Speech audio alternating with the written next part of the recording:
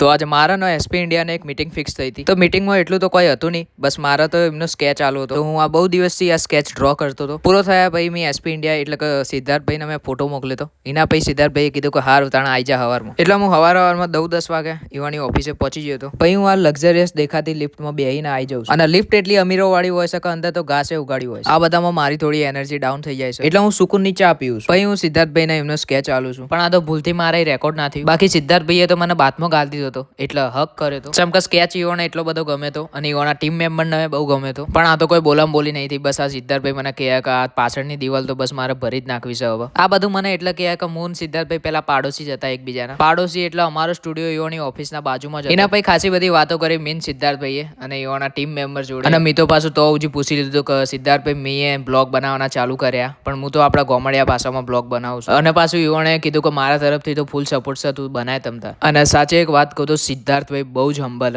અને હું પહેલી વાર નહીં મળતો, હું બહુ બધી વાર સિદ્ધાર્થભાઈને મળેલો છું. બાકી એમના ટીમ મેમ્બર પણ બધા બેસ્ટ. બાકી ભાઈ તો થોડી વાર ઓફિસમાં બેઠો, એના પછી હું તો ઘેર આવી ગયો હતો. ઘેર આવીને બેઠો જોઉં છું ને એટલામાં જ મારા ભાઈનો ફોન આવે છે કે હેડ ચોક નાસ્તો કરીને આવીએ. તો પછી હું એને નિકોલના બેસ્ટ ઇડલી વડા ખાવા લઈ તો આવું છું. બાકી મારી સ્કેચ આઈડી તમારે જોવી હોય તો સ્ક્રીન ઉપર દેખાતી હશે, અને આવા જ વિડીયો જોવા માટે ફોલો કરી લેજો.